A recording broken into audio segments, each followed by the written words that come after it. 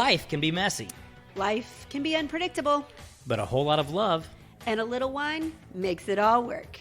This is Love and Jesus Juice.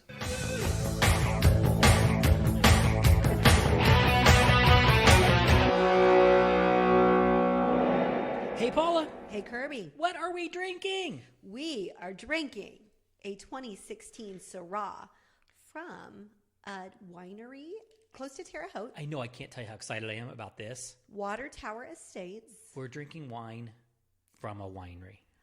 I know. And I was really stinking excited about it. We couldn't do a tasting there No. for obvious reasons because, well, the Corona. Yes, we're only Corona-ing. I feel like it's a kinda noun and a open. verb. We're Corona-ing. Corona-ing. Yes, exactly. But it was a really, really cute winery. I would love to sit and visit and have some Yes. wine and check it out because it was really super cute. It looked great. When we walked in, it looked cute. When we were getting kicked out of the tasting area, because we didn't know the tasting area was off limits, it still Yes. looked cute. It did. We can't be back there because they didn't want to get in trouble for having anybody at the bar, which we totally But we could understood. go in the door for the first time in a long time, and they could Right. be open on a weekday and actually have some business for the first time in a long time. Right. So, right. you So know- we want to go back because I think they were going to be lovely people. We just Yes. didn't get to experience that. So yes. So we are trying a wine from them. We've never been there. yeah. Never So tried let's the do it. wine. Normally, we do a winery. We get to try a tasting, Yeah. but this is completely blind. Okay. Let's do it. Now, That's that's a good. Syrah. I like that. That is Syrah. I don't normally like Syrah. That's really good. We did get a Sangiovese from there, and it was sweeter than we normally like. So I think if you're trying to figure out whether you like red wines or you're wanting to go into the drier family of wines, Right. that would be Sangiovese, I think is how you actually say it. But Sangiovese. I think that would be a great one to lean towards.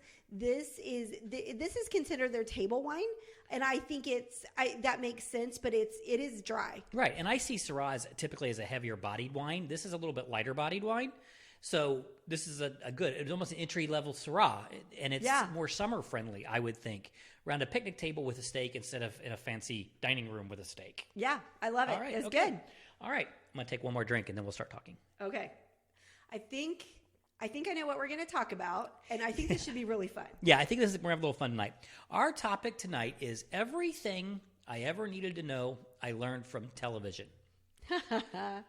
Now, that I kind of stole that heading from a poster that we used to be able to see growing up where they would do everything I ever needed to know I learned from, and it would be whatever, Yeah. and all the things. So I was thinking kind of nostalgic about TV shows, and right now with streaming and everything, we can see all kinds of TV shows from our kids. So I wanted to kind of throw out there, and we both threw out to our Facebook families and on our Love and Jesus Facebook page, what was your favorite television show growing up, Yes. and why? And so we got some really neat responses from some of our listeners. So I want to kind of go over those, a few of those, and then we'll talk about what ours were. Okay. But what I did notice when we were doing and having this conversation is everyone kind of went to a window Yes. of their childhood. My thought was anything's fair game below the age of 18. Right. We said when you were kids, When so you were we kids. didn't put parameters on it. But I realized as I was making my list, I really focused in on a chunk of years in the middle. And then we started talking to other people, and they would focus on a different chunk of years for their age. And I'm sure a psychologist could really go to Deep town into that, and yeah. deep to that. So let's see. Jordan said Boy Meets World. Okay. Yes. And that was what she said was it was the secular show she was allowed to watch. Yes, right? which is kind of funny. And I only watched it a few times. That was a little after my TV watching time. A little after? I think Jordan's quite a bit younger than Okay, it was a so- lot after my Okay, I was TV gonna watching say. time. But then right up my alley, Diane and Eileen said Little House on the Prairie. Right. And so did Deb. Deb said Little House on the Prairie, Facts of Life, The Waltons. Yes, The Waltons. The Waltons. Waltons were reruns for me. Okay, yeah, right, exactly. And I think, they would have been for her too. But what I always loved is I loved Little House on the Prairie.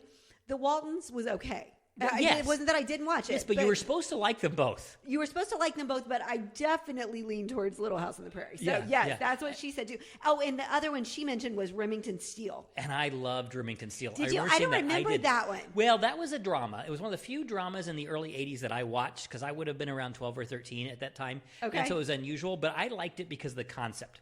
Okay. Because in Remington Steele, you had a guy, so you had a female private investigator who wanted to start her own private investigating company, but nobody would hire a female private investigator. Oh, got it. So she named it Remington Steele and told everybody she had a silent partner named Remington Steele. And he was really the investigator, and she just worked for him. So then a British dude came in. I think he ended up playing James Bond in some movies. Yeah. Came in and showed up as Remington Steele. And he took over that role kind of in a con. And then they went on and so they investigated stuff. So I like the idea of, one, a woman figuring out a way to make it happen, and two, some dude conning his way into getting the best deal out of it. And it was mysteries. They were always solving something. So it kind of fit my needs. Okay, got it. And then Kim said, and this was funny because I did not see this one coming, I Dream of Jeannie. Yes, I saw that, and I thought that was really interesting. I think I watched a few episodes of that, but that was not something I watched a lot of. She said she liked it because it was fun and lighthearted. I liked it because it was a genie in a bikini top. Yes, of course you did. And I was like 9, and that just seemed really cool. That fit, right. It fit, yeah, absolutely. But it was a really, really dumb show. Yeah, but it was fun and lighthearted, and if that's what you're looking for, I could get that. And then our daughter-in-law said Sam said Avatar: The Last Airbender, and I'm giving her credit for saying it. I've no recollection of it whatsoever. Well, what she said about it was that it was a good show and it dealt with real stuff. Okay. So it was that, but it was a cartoon, if I remember correctly. You know what or I did? Anime. I think it was anime. Oh, I didn't look that part up. But what I think about a lot of the shows that we liked, they had some really funny ones, but then they did kind of give us that real life situation in a way that as a kid or younger than maybe when we didn't think about those things, it gave us a way to think about them, right? Which comes back to the why everything I learned from television. We were being taught lessons, right? And we didn't even know we were being taught them, right? Exactly, and that's good and bad, right? For sure. One of our friends said Rugrats. Oh, yeah. So how old is that friend? Well, I thought. I mean, she's not as much younger as I thought she would have been. So that's really fun. That was Celeste. Oh, yeah. Well, she's quite a bit younger. She is quite a bit younger than us. Yes, so yes. I thought and it proves that even bad content can still produce a good person. Right. And then we ask our kids and some of their friends. And so Sesame Street was a big one. Yeah, I think millions of people could answer Sesame Street. Right. And then let's talk about... Don't talk about. No, we can't even bring that up. I will start crying. I'll bawl. I'll lose my man card. Arthur. Yeah, Arthur. Oh, both of our girls said the exact same thing, that they loved it, but it was because that was dad time. Yes, that was dad time. And so I don't even, neither one of them said specifically what they loved about it. It was just that. So you can tell that story. So Arthur was a PBS show that, and at the time, that was pretty much one of the only things that we had to watch because we canceled all of the cable and the other things, and we could talk about some of that stuff later. But I was working, either I would get home from school when I was teaching, or it kind of carried over to when I was working from home. But Arthur was at 5 o'clock. Yep. And so that was my time to quit working. And they knew that, and you knew that. Yes. And so when they were little, I couldn't really understand why Dad needed to be in the office. Whether I'd come home from teaching and then go down and work on my other business, or when I started my business working from home, they knew that when Arthur was on, Dad could quit. Right. And so I would come up, and while you were starting on dinner, we would sit and we would watch Arthur together. Right. And then a year or so into that, they moved Arthur from 5 to 4 o'clock. So I would still come up at 4 o'clock and watch Arthur with them until 4:30, and then I would go back and I would work until 5:30. So I'd still work the same amount of time, but Arthur was a time that was carved out for Dad, Kayla, and Corey to do. And you had a recliner. Yes. And they would each sit on an arm. Yep. And you would sit in the middle. Yep. And that was their time. Yep. I was not invited. But I don't remember. Well, you probably would have been, but that was your time, needed though. to be made, right? And that was a time that I like to cook, so that was time that I could, because I was a stay-at-home mom at that time, right?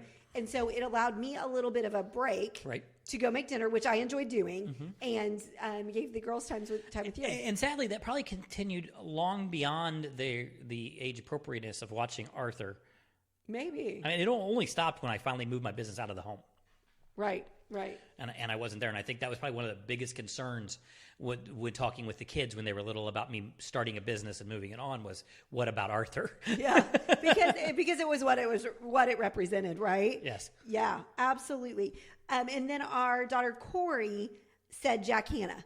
And that was a big, and Steve Irwin. Right, which was both, crocodile. and she went and did zoology in college, so it had a huge impact on her long term. Right, exactly. And that went in line with a third grade teacher who really planted that in her heart. And then those shows just really backed that up. So that was a big deal to her. And then both of our girls said Survivor because that was a family thing. Right. We watched that together. We did. And so they had really great memories of that.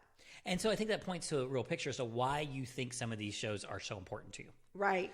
Because there's a variety of different reasons. And that memory associated with the show, I think, is the most powerful. Right. They said Survivor and Arthur because of the connection to the family. I have on my list Night Court. Right. Yes. And thankfully the statute of limitations has been lifted. But I remember from like age 10 to 15 religiously watching reruns of Night Court with my dad. Right. Pretty sure totally inappropriate show for an 11-year-old to be watching. Right.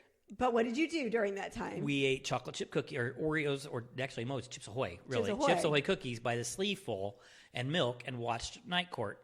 When my mom was doing her working thing, we would stay, and that was our thing. Yeah.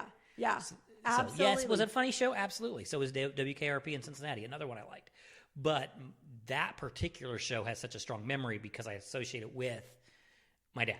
Right. Exactly. It's so interesting because as we were talking to our friends and reaching out to people, specifically like after you posted it and asked for input, but then we reached out to some of our friends and then to our kids and some of their friends, and all of them, it was about, many of them were about the people that they watched it with.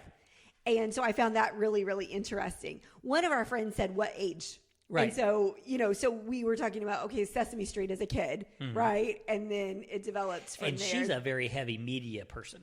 Yes. And still watches a lot of movies. So I think it was probably very important that she needed a window. A window. Yeah. Whereas I immediately went to a window on my own. I didn't really, I could be encouraged to find favorite shows outside of that window, but my mind went straight to a specific time period. Exactly.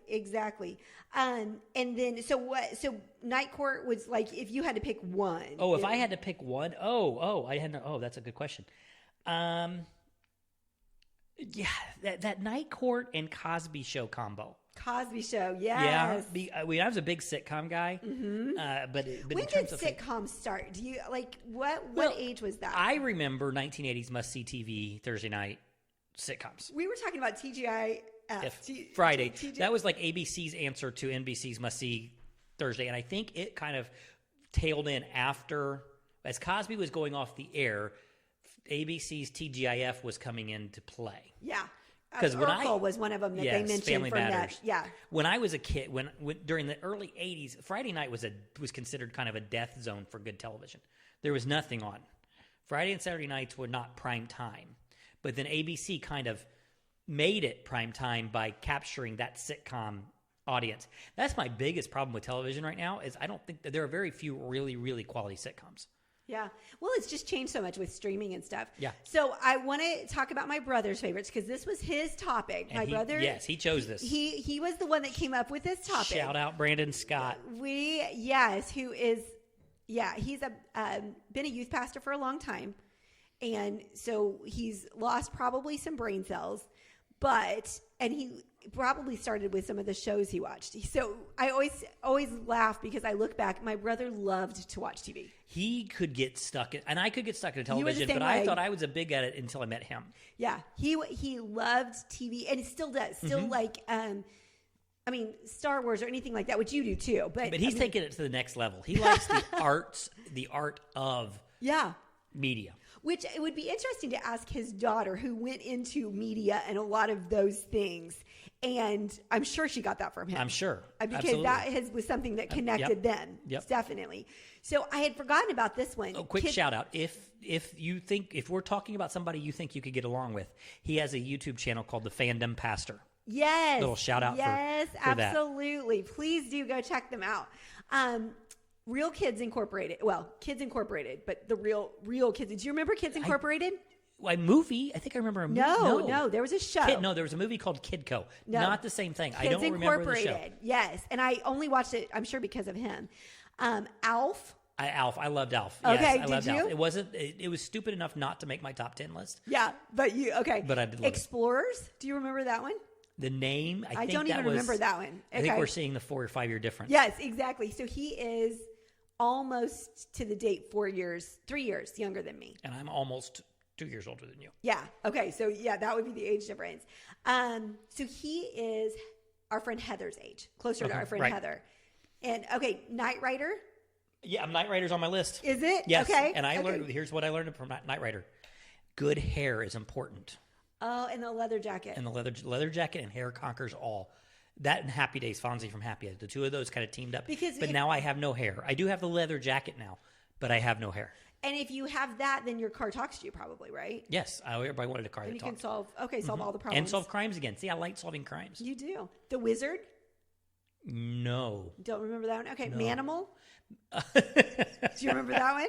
I'm sad to say and admit that I watched an episode or two of Manimal. Okay. Nobody should ever watch more than one or two. So okay. I will try not to lose respect for your brother that made his list. Oh, okay. my gosh. Well, I do have to say, so he did say when I asked him, what were your favorite shows, since this was his topic? And he said cartoons are real people. So that was his, totally.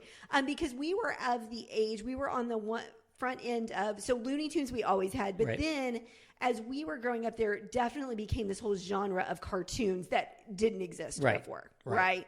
And so Thundercats, He-Man, Mask, and Super Friends. Yeah, see, when those things came along, I thought cartoons had lost their freaking mind because those cartoons were weird. I was Bugs Bunny, Roadrunner. And he liked the more the actual story. Yes, he liked a story. Yeah. Yeah, Justice League I was good on, but when we started to get into the He-Man stuff, that stuff was just weird. But again, I was also probably aging out about the time that came along. Exactly. Which brings the point too. You see, not television impacts you in a variety of ways, but just like internet is now, where you were had an impact. For sure. Because you grew up you were still on an antenna when I met you when you were 16 years old. Yeah. We had cable when I was 10. Right. And it was a box that you connected to your TV and you still turned the dials. But cable came to Newcastle, to our house, late 70s. Right. Which was way ahead of where you ever even knew it existed. Yeah, for sure. And so we started to get, weird stuff on ESPN and MTV and things like that. But yet the network still dominated. Right. So that plays into it, is what was your influence? We had a few people that said their parents didn't let them watch anything. Right. So whatever they watched was their favorite. That they have huge memories of the one show that for whatever reason. Yeah. Right. And so our girls kind of lean towards PBS because we didn't have cable or anything. We chose not to have it. Another friend didn't, their family didn't watch TV, didn't allow them to. And it's funny because your friend Celeste, who said Rugrats, is just a little bit older than our oldest daughter. Yeah. And we chose to only have PBS. One, it saved a cable bill. Right. And we weren't watching much TV. Right. But the only children's programming at that time was Nickelodeon, PBS. I don't even think Disney Kids existed. Maybe not. And so we didn't want them to watch Rugrats. Yeah, it wasn't our favorite. So it's like, okay, all they're going to watch is kids programming, so let's just keep it the one channel we can get without having to pay for it. Right. And so that's what we did. It wasn't so much that we were trying to keep them from television. It was just, if all we're watching is Barney and Arthur and why pay for Reading Rainbow, then why pay for it? But there were other people that would have been very hard line. There's just so much that goes into this. It really was. And that's what was so interesting as we started thinking about this. So I loved Family Ties. That was a favorite Yep. of mine. And I Yes. think that was definitely an age. It was- I'm positive that if you ask girls my age, that and was it Growing Pains with Kirk Growing Cameron? Pains, again, tailed after Family Ties. But it was all in that genre, Yep. all in that age. Matter of fact, I think Growing Pains was trying to be Yes. Family Ties. Right. And so that was very much the age that I was. Yes. It was fairly clean humor. I was allowed to watch it. It came on a channel that we could You could get. Yep. You So know, who was your favorite character on Family Ties? Oh, Alex P. Of Keaton. course, because Of you course. married me, because I endeavored to be Alex P. Keaton. Which I wore the button-up Oxford every day to Which school, I all think- through I don't know fifth grade. if you think that like And Izod's in 6th grade. I don't know if you think that was hot. At one point, I asked my dad for a briefcase oh, because and- I was going to be like Alex P. Keaton. Yeah, what did your dad say when you asked He him did, that? I think he gave me one. He just probably did. encouraged me not to take it to school. But you were sure that was going to be the thing. right? Fortunately, I was also very athletic, so I could balance out the whole nerd thing with a good basketball game on the playground floor or playground at recess. So, and I was also big on afternoon television after I got off from school. Okay. So reruns were big. Right. So I watched a lot of Little House on the Prairie reruns. The funny part about everybody saying Little House on the Prairie is a favorite show is how many of them probably got that in reruns, not in the first version matter of of fact, I think pretty much everybody that mentioned it Yeah. did when I think about the ages and stuff. People under 20 right now are probably the first generation that didn't have Little House every single day on some channel. It was, I can hear the like literally as you're saying Yeah. that, I'm hearing the music and the field that they, When they went from the square televisions to the long television, I think it killed Little House on the Prairie because now it's like really looks weird on the big but thing. totally. But Hogan's Heroes. I loved Hogan's Heroes. And Wasn't 18 a spinoff of that? No, Is it- no. I can see how you would think that, but no. Oh, I thought at some point I'd heard No, that they're for both whatever military reason. based. Hogan's Heroes was set during World War II, Okay. and it was a prisoner of war camp in World War II, and it was a had nothing comedy. to It do was a with sitcom. 18. Okay, 18. There was a spin-off-ish around it, but what I loved about it was that Hogan, the commander of the prisoners, is his confidence. He succeeded in deceiving the Germans because he was just uber confident in what he was doing. Okay. And so I liked that message. Also, it was very, very, very funny.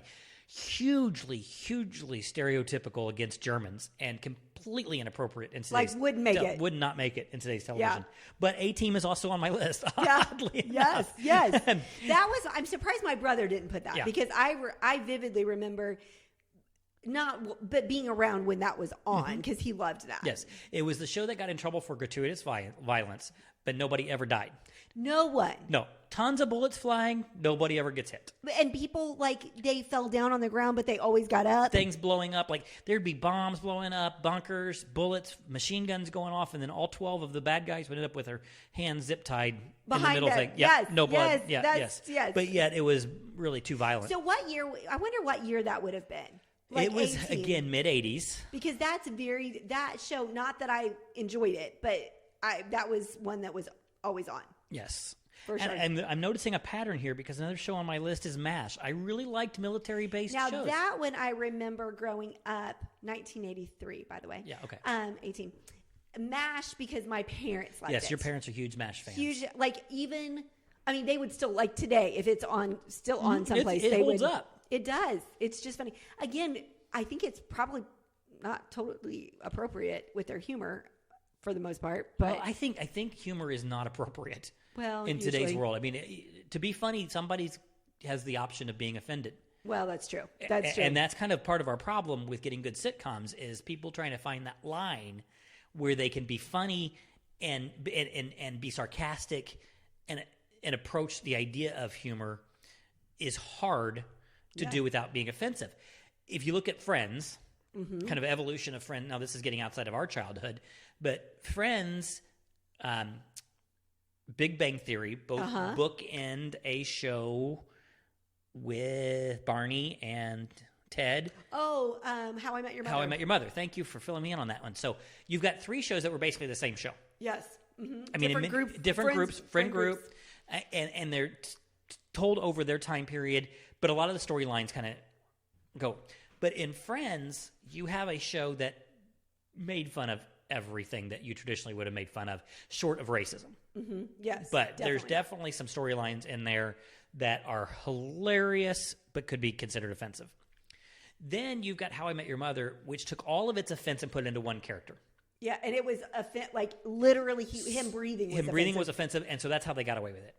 So then you move into Big Bang Theory, which kind of stole a lot of the storylines, but the only reason it could avoid being offensive was all of the humor was directed at themselves. Right. It became hugely self-deprecating. And so it was like, okay, these are smart people making fun of smart people, so for some reason that's okay. Mm-hmm. Yeah. But it also tended to make a lot of people reevaluate that nerds rule the world. Right. Let's be real. That's the truth. And so, yes. So it also lifted them up in the end and developed their characters. And I think that's what I've always loved about sitcoms is even when they're funny, there's something underneath that puts value on people. Mm. And they even in their sarcasm, they typically, the successful ones, have taught growth. Right. Yeah. At least the sitcoms that I've been attracted to. Yeah. It's just, as I was thinking back as we were talking about MASH, that's the show that I remember my parents belly laughing growing up. Like, and I didn't get most of it. I mean, at that age, I wouldn't have gotten most of that, but I remember them belly laughing about. And that was one of the really interesting things from our girls, but then from a lot of our friends as I was talking to them, that it was the shows with their parents. Like I said, like that piece of it was important to them. And so which my mom would just have a fit if she knew I was saying this, but she would tape record on a VHS tape Days of Our Lives. And so I remember... These are the days of our lives. I wonder if that's still on. Is it still on? I can't speak. Very few of them are, but I can't speak to that. Yeah, that's interesting. But anyway, she watched that, recorded it, and so she would watch it she would get up in the morning, and my dad would leave early, and so she would be up in the morning drinking her coffee, watching that. So I would get up, come down, and sit with her for just a little while before I got in the shower. Mm-hmm. And so I didn't watch much of it, but I always knew kind of what was going on on Days of Our Lives as a kid, which was, I'm sure, I was way too young. Oh, and I remember some seasons like during the summers when I would get hooked on Days of Our Lives as a teenager for a brief period of time. Right. Because I had nothing else to do when you have 3 channels, and this would have been pre-quality daytime programming. I think cable. It's still on. It started in 1965. There's been back and forth about these shows being canceled and not being canceled. Yeah. It was they keep set getting in saved. the fictional Midwestern town of Salem. Okay. I think it's still on, though, it looks like. Yeah. We have people listening that's going, I cannot believe they don't know this. Yeah, it's still on. Yeah. I wonder if any of the characters... Okay. You keep talking. I'm going to go look and see if I can recognize any of the characters. And then there are some few shows that I don't have on my top list, but I think everybody should get a chance to watch occasionally. Okay. I think everybody should see a few episodes of The Dick Van Dyke Show. And I Love Lucy. I Love Lucy. Yes. Oh, Lucy! Not one that I watched a ton of, but everyone you watch, even still today, is hilarious. They're hilarious. And you have to know that when most of them are black and white. I think the last season was color and not funny. But the black and white episodes are absolutely hilarious. Slapstick, but just hilarious. They're just hilarious. Yeah, but they give you kind of a window into the time. Yeah. And again, talking about how comedy has evolved, that was comedy in the 50s and 60s.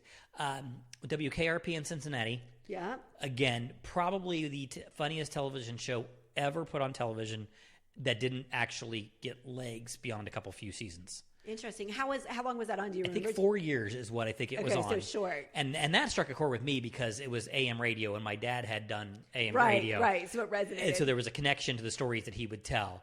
But I swear I thought turkeys could fly. I swear I thought turkeys could fly is a Thanksgiving episode.